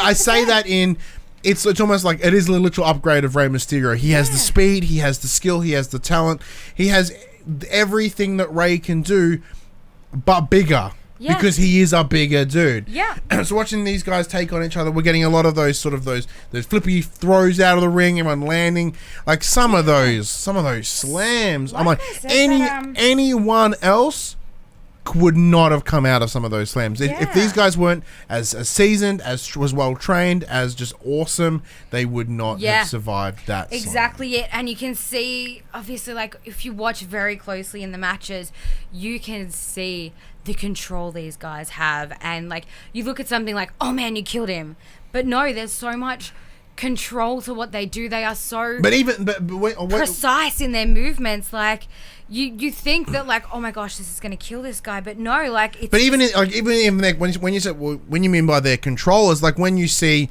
that Andrade's got Rey in this particular, like, in this slam, like, Rey has that fortitude and that knowledge of the move to tweak his head that little way to not take the full brunt of that mat. Exactly. You know, and then same goes for Andrade. He knows how to... But still, they make it look so effective. Like, it doesn't... You see wrestlers that are obviously taking their opponent's utmost care, and, you know, they botch things because they're being too careful. These guys are so on top of it. Like, they're just so well seasoned that they know how to do things to make them execute perfectly. And, you know, there were a few times where I was like, oh, he killed him, but then, like, somebody kicks out of something and you're like, oh, he's still alive. Like, these two go hard. It's go hard or go home for them, and I love that kind of wrestling. I am all about it, and I want to see more of that. I want to see more of them, and I can't wait. Speaking of going hard, though, we don't see the 3rd fall because out of nowhere comes Samoa Joe.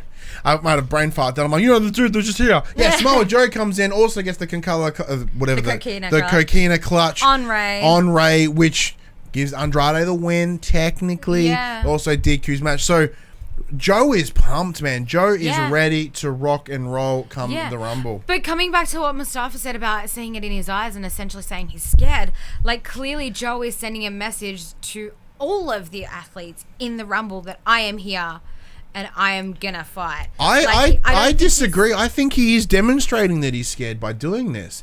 Like, if you are confident, if you believe you are the strongest, you don't need to do this. You don't need to present yourself. Well, yeah, you make a valid point there, because why would you want to injure your opponents? You want the best out of them. Well, not even that. It's more of a, like, if you are that confident of your abilities, why would you need to then go, hey everyone, remember I'm really good. Yeah. But it was funny, like, as we were talking at work, watching this, going, man, like Andrade has been such a awesome competitor for Ray, you know, especially after watching the little feud that Randy, because Randy just comes in and be a bit of a dickhole. Sorry, previously with him and Ray, just comes in to be a dickhole to Ray, which is great. Yeah, that's what I mean. So I'm like, oh man, we haven't seen Randy in, oh my god, here he comes, just RKO's Joe in front of everyone. Oh my god, I was so not ready, and it made me very happy. So before I actually watched it, I was listening to it. I was on my way here. I was listening to the show in my car. Obviously, I couldn't watch because I was driving because I'm safe. But yeah, all I heard was oh my god, and I heard Randy Orton, and my butterflies started going. I got a little flustered. I was like, who, Randy? Like, Randy has always and will always do it for me. Like, I absolutely love Randy Orton. I think he's a phenomenal athlete. He is a powerhouse, and hearing his name, which I haven't heard in weeks, just excited the absolute shit out of me. Yeah. And obviously I'm assuming he's part of the Rumble now, so... Yeah, no, I take this as his submission. Yeah, I definitely took that as hey, I'm joining the Rumble now, because obviously he's going after one of the people we know is in the Rumble. Yeah, Randy Orton, a 2-time Rumble winner himself. Yeah, exactly it. Was he the youngest Rumble winner as well? He was. Yeah, Randy Orton was the youngest Royal Rumble winner.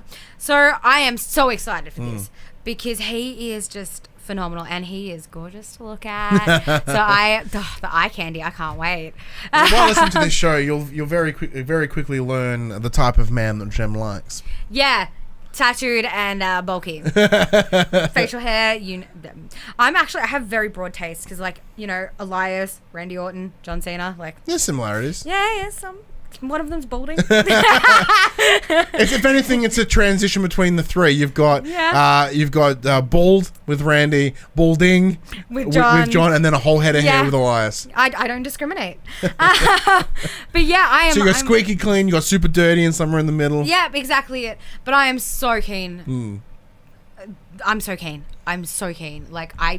I'm so keen. Did I tell you guys I'm keen? Because I'm keen. Man, what another quality episode of SmackDown this week. Phenomenal. SmackDown is just doing something right now. Granted, we are seeing some of the same matches over and over again, but when they are delivering at where they are right now, exactly it. I cannot complain. Yeah, I got no issues here. I was really blown away by this week for both shows. Obviously, there is a lot of hype leading up to the Royal Rumble. This is the last week before Rumble. Rumble is on Monday for us. I was stoked. I was all about it. I was like, this is exactly what I want to see leading up to a massive main event like this. Agreed. So yeah, I'm keen. So let us know what you thought of the last episode of SmackDown before we head into the Royal Rumble. I thought it was great. Big fan. Now let's have a quick rundown of our predictions for the Royal Rumble. Now, what I did to make things a little bit interesting, we have our own predictions. Yeah. I did also boot up WWE 2K19. I had the computer fight the computer, and we used that as a third predictor, because I imagine some of us, we may have sort of similar picks here and there. I thought the good decider would be the unbiased nature of an AI game, of computer versus computer. Yeah. So kicking things off, which is a match I didn't put in. So we got two matches in the kickoff show here. I didn't do the cruiserweight because I don't care personally. Yeah. Nothing against the guys. Buddy to win because he's from Melbourne. Tick. Up the Aussies. Next, which is just drastically disappointing that's being pushed to the kickoff show, is a match for the United States Championship, currently being held by Rusev, and was up against Shinsuke Nakamura. How do you think this is going to go? Me personally, I think there's a lot on the line for both of them. I have a feeling that maybe somebody's going to jump ship. Namely Shinsuke. So I believe Shinsuke could go back to Japan. Yeah, I definitely believe so too. So I have a feeling that personally, I think Shinsuke is going to win. I think the title's going to change hands. I think Shinsuke's going to take it, just because I think he's got that drive to want to stay in the spotlight in the WWE. I think he's just got that little bit of an upper hand. He's playing better mind games. Even though, again, he's like an Asuka. He barely speaks any English, but when he does, it's all mind games. So I think he's got the upper hand going into this. I think Rusev's going to be running on raw emotion. And brutality, because he's a Bulgarian brute. Yeah, exactly it. So I believe that Shinsuke's going to get the upper hand and take this one. Personally, I want to see Rusev get the win. I don't think I would like him personally to have the belt for a bit longer. Shinsuke did have it for the better part of 170 something days, mistreated it poorly. He barely defended it. Whether that be him or a booking issue, I don't know. Yeah. But if it was a booking issue, why isn't Shinsuke coming in going, I want to defend this shit? Give me the chance to push the belt that I have. Yeah. So, for that reason, I want to give it to I want Rusev to keep it, because I don't think Shinsuke deserves it right now. Now, 2K19 did predict Rusev to get the win and retain it. So, well done, 2K19. I think you remember the chance there. First of the main event, the main show, we get the SmackDown Tag Team Championships with the current champions, The Bar, versus what we mentioned before, the co-besties, the Schmiz, The Miz, and Shane McMahon. I definitely think it's going to Schmiz. 100%. It's undeniable. My prediction is that obviously Coast to Coast is going to take the win. Because the Coast to Coast always takes a win. And I love that about it. It's brutal. It's a double kick to the face. It's a brutal, from the top turnbuckle into the other, the opposite corner. If you think about it, in terms of physics, there's a lot. It is a powerful move. There's a lot of force, a lot of momentum, a lot of velocity in there. Yeah, it is definitely a powerful move. So I think Schmiz are going to take it out. I think they are going to leave the tag team champions. I do agree as well. I do think Schmiz will take the belts, which is great for me because it's who I want to see as well. Yeah. I do think it's the other thing is it's time. Yeah. Fuck The Bar. Exactly. It's definitely time for the titles to change hand. And I think the relatability of Schmiz as well, obviously that strikes a chord with a lot of people. Obviously the whole daddy issues thing, I guess. Granted, we know that Cesaro and Sheamus are tight. They've been tight for a long time. They are one of the better tag teams, but I think seeing something blossom so quickly. Yeah, there is a underlying extra thing here. There's an X factor or a Schmiz factor. Yeah. That I think will get them to. I think they'll bring the best out of each other and push through to get that win. However, 2K19 did predict that the Bar would take that win. Interesting. Now, next up, we had the SmackDown Women's Championship match between Asuka and Becky Lynch. Now, if this is the actual order of the card, now I went by a website, so I'm not sure whether this is spot on or what they're planning. If for any reason Becky doesn't get the win, I can only assume she then enters the Rumble. Yeah. Me personally, I'd like to see Asuka retain the belt. I think as a competitor, Asuka's got a lot to prove, and she can do a lot with that belt. And I think, obviously, coming off the whole back of, losing at WrestleMania and obviously going under the radar and sort of, not having that undisputed, winning streak behind her, I think it's really lit a fire under her ass. And Becky, obviously, poking the bear has done that even more. So I think that Asuka's just got something extra, and I definitely think Becky will end up in the Rumble and possibly take it out to go into, but in the same way, I can see the other way as well. Looking at what happened this week and Asuka being the one to take the first strike, that shows that emotional distress. That shows her having not upper hand, if anything. So I do think Becky will at least go strong, and I personally want Becky wins. I think Becky's fucking best. However, fantasy booking, I kind of want her to lose to then win the Rumble, to then take on Ronda Rousey at WrestleMania. Right. That's what I want to see. Whether the stars align that way. That's what I could see happening for sure. Whether the stars align, I don't know. Yeah. So I'm gonna put my down to Becky. Yeah. Even though I want Oscar to win to get the dream that I want, but But 20K19. That's it. 2K19 says that Asuka will keep the belt, which is well and good, I suppose. Yeah. Next, Raw Women's Championship between Ronda Rousey and Sasha Banks. Of course, I want Ronda to win. Yeah. I'm on a Ronda train right now. Yeah. She's fantastic. She's rowdy and I'm about it.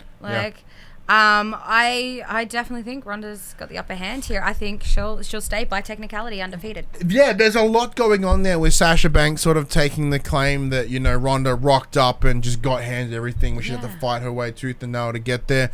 Part of that is true, but we've seen, I've not seen any improvement in Sasha. So although she pulled her way up until this point, I'm not seeing any more of that push, that grind, that hustle. Where Ronda, since getting in, granted, it may have been slightly given to her. She's working. She's getting harder. She's getting better. Yeah. And I think that will be Sasha's downfall. I think she's gotten a little bit lazy. Yeah. I couldn't agree more. And I'm pretty sure Ronda said something about that, about, Sasha just flying around the world and living the boss life when, she's there working her ass off. Exactly. So I definitely think that Ronda has the upper hand. And also, it'll be obviously a year since her debut.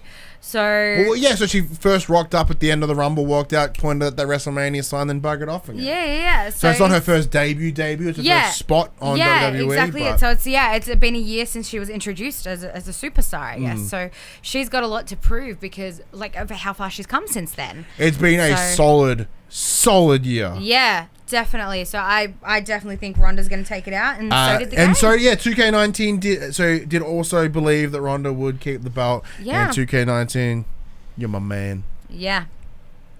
Moving into WWE Championship, we got AJ Styles versus Daniel Bryan. Daniel Bryan obviously being the current championship holder. I'm unsure on this one, man. I'm really unsure. For me, it depends. Once again, fantasy booking. There's a couple of different places where this can go. So, let's talk about the two guys as they are. Solid competitors. We've seen them both deliver exceptional things. We have the new Daniel Bryan, and we have the old AJ Styles. The old AJ Styles. Something like that. I guess so. I mean, Vince wanted the old AJ back, and that's exactly. And up until this point, it's either or. Yeah. It's going to be a solid match. I think they'll both fight themselves as hard. Fight each other as hard as they possibly can. And for that reason, I can only resort to fantasy booking. And for me, I just hurt my brain. So, because there's two bookings I want to see. I want to see Daniel Bryan and R-Truth. That was what we mentioned before. Love to see that. However, with the rumor mill that we may see New Japan's and Kenny Omega join WWE and make his appearance at the Royal Rumble, I would love to see AJ and Kenny take on at WrestleMania for the belt. Mostly because both these guys were key members of the Bullet Club over in Japan. I believe Kenny Omega was I think he got AJ kicked out of the Bullet Club, and then he came in as leader. Wow. So there's a history. There's a lot of unsettled history, because when the other guy then goes to a different country, you can't resolve that stuff. There's a bitterness. There's something left there. Yeah. And I want to see the shit out of that. Yeah. Now, saying that, if for any reason Daniel does retain and goes to Mania, who against whoever, Kenny can still make his way to SmackDown and deliver that shit to AJ. Yeah. Actually, I don't have an answer for this. I'm gonna say I'm torn as well. I'm gonna say Daniel Bryan. Yeah. Look, I'm so torn, but I think running with this, the new Daniel Bryan, the champion for the planet, I think he's onto something there. As silly as it sounds. And I'd like to see him retain the belt just for pure entertainment purposes. Just for me. I want to see him yell more. Yeah, and exactly it. I want him to play that aggressive vegan card. The thing for me is go Captain Planet. People are willing to listen now that he has the belt. Yeah. So if he starts spouting all the same stuff as just a challenger, no one's gonna listen to him. I spit my tongue. No one's gonna believe him. And 2K19 does support us and believes Daniel Bryan will take the win. They believe in Captain Planet. They do indeed. Next up is the Universal Championship match between Brock Lesnar and Finn Balor. The answer for me is plain and simple and unanimous. It's time for Finn Balor, the first Universal Champion who had to lose it due to injury. So technically, he never lost the belt. He deserves deserves that He back forfeit, he didn't on lose. his waist. And as we said last week, and I'll say it right now, we need a beast to fight the demon. It is happening, just as 2K19 predicted. Yep, it's a unanimous decision. Finn Balor. Give me Finn Balor. Right there. Right there. Right there. This Right little guy there. here. He's going to get the win. Yeah. I want it so bad because fuck Brock Lesnar. I'm done with him. I'm sick of us not having a UC champ on Raw. He's off doing whatever the hell he's doing. I think he's going to get ready for UFC. And you know what? Give him the loss. Let him make that fucking decision and piss off and go hang out of the UFC. Exactly, We don't need him here. I don't want him here. Give it to Finn Balor. Bye, Brocky boy. Then the men's Royal Rumble. Okay, so talking about obviously dream matches before, and you were saying you'd like to see the Daniel Bryan R-Truth matchup. Honestly, I don't have a prediction for the men's Rumble. I am so torn because there's so many phenomenal athletes. The game did predict that... so 2K19, oddly enough, predicted that R-Truth would get the win. Yeah, coming in on the number 30 bizarre. spot. Look, it's definitely... Technically, he came in at 29th because I forgot to tell the game for him to come out at 30th. Well, but close enough. But yeah, I think... Obviously, coming in that 30th spot is a huge advantage. And I think there's a lot to R-Truth that we're not seeing. So I'm kind of siding with the game here. I'm thinking that possibly, I think R-Truth, even though he plays the Dits card, I think he's underneath it all, he is this star athlete that has something to prove. So I'd love to see R-Truth take it out. But honestly, I can't say that as a definitive because I just don't. No. There's just so many phenomenal athletes with so much to prove and so much to go into it. I'd love to see Randy take it out again because he's just fucking awesome. I'd love to see Ray take it out again because he's just awesome. I can't. I'm sorry, I can't. It's a stressful situation, so... My brain hurts. Well, I'm gonna run through some fantasy bookings, some fantasy wins here because this is what I want to see. So I do want to see Drew McIntyre and Seth Rollins have a shot at Universal Champion because they're both presumably on Raw. So for that reason, I do want them to come in and have that win. However, in the same breath, I do want to see Samoa Joe win because it is his first time. Yeah. I do want to see John Cena have the win because I want him to get that 17th time championship. Yeah. There's a bunch of different things here that are coming into play that I want to see. There's a lot of up and comers that'll probably no doubt make that list as well, and I want to see them get their time to shine as well. But then also comes down to potentially who could be coming out of the woodworks and re-entering as surprise entrants. We've only got word of 20 competitors. So where are the other 10? We know Kevin Owens has got to come back at some point. Yeah. Matt Hardy has hinted. He did claim to have retired earlier in the year. However, he's been teasing up a storm that he might be making his way back. Yeah. Bray Wyatt has been out for a long time. He's been out for most of 2018 as well. He made an appearance at a house show. I think it was around about Starrcade. There are people that are dipping their toes in, and obviously, we mentioned before with Kofi coming in as well. There are too many wild things here for me to make what I would call a confident prediction. As well as the likes of potentially Kenny Omega. There's a lot here. There's a lot riding on many, many people to take the win. Yeah. So it's hard. I want to sit in a corner and cry. I don't know. Can't confidently predict it. No, you definitely can't. But the game predicted R-Truth, so I'm gonna lay it down on Seth. I think. Yeah. Put it on Seth. Yeah. I straight up I can't. Very tough. Very, very tough indeed. Yeah. So moving on to what I assume. Might be the main event. It was last year, and it was by far the better Rumble. So for that reason, the women's Before we get into Rumble. that, should we confirm who's in the men's Rumble first? Oh yeah, we'll go through the final list right now. Yeah, because there have been some additions and some changes. As in the 20, these are the 20 as we know so far. This includes R-Truth, Drew McIntyre, Big E, Kofi Kingston, Rey Mysterio, Seth Rollins, Jeff Hardy, Xavier Woods, Dean Ambrose, Bobby Lashley, Samoa Joe, John Cena, Elias, Baron Corbin, Jinder Mahal, Apollo Crews, Andrade, Cien Almas, Mustafa Ali, Titus O'Neil, and Randy Orton. Sladus O'Neil. Slardis O'Neil. Moving into the women, I'll do this now. I'll go through the list of the 23 confirmed. 23 confirmed of 30, now. So that's pretty good. So there's only 7 mysteries, which will be interesting. Yeah. So we've got Carmella, Ember Moon, Bayley, Sasha Banks, Natalya, Ruby Riott, Liv Morgan, Sarah Logan, Sonya Deville, Mandy Rose, Alicia Fox, Zelina Vega, Naomi, Billie Kay, Peyton Royce, Charlotte Flair, Dana Brooke, Tamina, Nia Jax, Lana, Nikki Cross, Alexa Bliss, and Lacey Evans. Now we'll get out of the way. For some reason, the game had Sonya Deville. Don't know why. We're recording over there, so I can just cut to that footage. That's fine. Yeah. I think it's running out of space, or it's running out of room on the thing. Sorry about that for audio listeners. So the game did predict Sonya Deville to get the win for some reason. I don't know why that is. It's a very weird person. I don't certainly think she will get the win. Yeah, definitely not. I would love to see Charlotte take out the Rumble. I think she is a very strong competitor. Obviously, she's got size, she's got mass, she's she's got a lot to prove too, you know. As we said earlier, I would love to see Charlotte take it out, and I'd love to see Becky and Charlotte go at each other. Like, ultimately, I'd love to see somewhere down the track, like, Becky take a title, whether it's from Asuka at Rumble or later on, you know.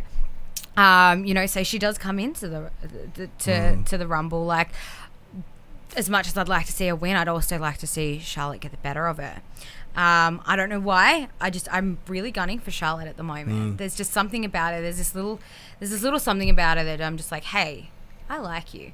You're not supposed to be the good guy, but I like you. Like, you're not supposed to be liked, but I love that. Yeah. And I like you. So it goes two ways for me in that sense. As I said, I would like to see Becky win the Rumble, presumably that she loses her match against Asuka, sneaks her way in, and then goes for the win on the Rumble. However, I do think Charlotte is probably within one of the best chances of having the win.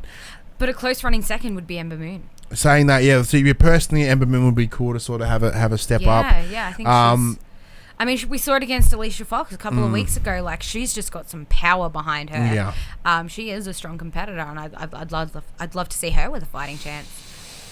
Yeah, it's a bit more predictable, and so I say predictable. I say predictable, and like there's very clear people that front runners. I should probably agree. Like, don't get me wrong, anyone's in with a shot. It would be cool to see someone like Natalya or even Bayley, because Bayley has last year was in one of the first two, stayed a very long time.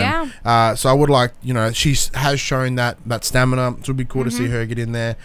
According to the game, it was the final two was Billie Kay and Sonya Deville. Don't imagine seeing Billie Kay making the finals. Iconic. Yeah. Saying that, like, we do have like the 7 other spots that can come in. I hope we see the likes of Lita. I was going to say fantasy. Stratus. Who would you have in there? Yeah, Lita, Trish Stratus. Give me some Kelly. Definitely down for a Lita and a Trish in there. Yeah. Unfortunately, it's not going to happen, but I would have loved to see Beth Phoenix in it, but she's been announced as one of the commentating team. Yep. Which broke my heart a little bit because I've always had a soft spot for Beth Phoenix. I met her at High Point one day. They were having a signing. And me and my friend Jessie couldn't help ourselves. We went up and we didn't even think about it. He was wearing a Phoenix on his T-shirt, and she was like, Phoenix! And we were like, yeah! And she was so excited, and she was so sweet, even though at the time she wasn't the face. Like, she was definitely like the bad guy. Like, we were all about it. She was so sweet and so lovely. But I'm excited to see her on the commentating team. I'd like to see the likes of some names that I haven't heard in a long time. Like the I think it was the Rumble game said something about Ivory, and I was like, Ivory, I haven't heard that name in a while. I'd love to see somebody like that, But yeah, I definitely think like my front runners for it would definitely be Trish and Lita. It's Trish and Lita. Like, they helped make the division what it is today. So give me all that later. Yeah. Oh, don't even. That's a brand new thing for me right now. Yeah. No, I'm all about it. This is opening up a whole new world for me. Yeah. Her and the Hardys were back in the day. Like, I was like, I want to wrestle with the Hardys and I want to be Lita. Like that, she had this big tattoo on her arm and I was like, I want one of those. And now I've got a big tattoo on my arm. So, I'm pretty sure I had a sleeve before she did, but still, doesn't matter. In her face. Yeah, take that. I beat you at something.